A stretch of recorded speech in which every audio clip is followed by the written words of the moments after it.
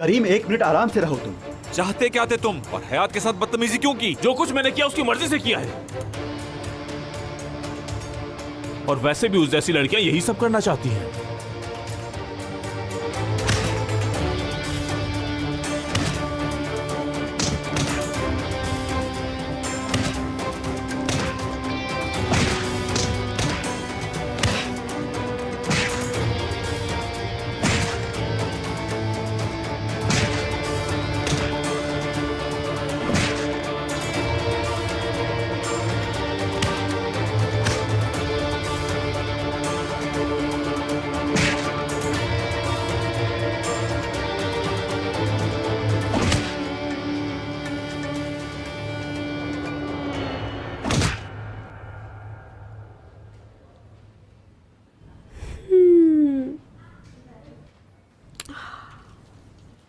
इंसानों की तरह खाओ असली।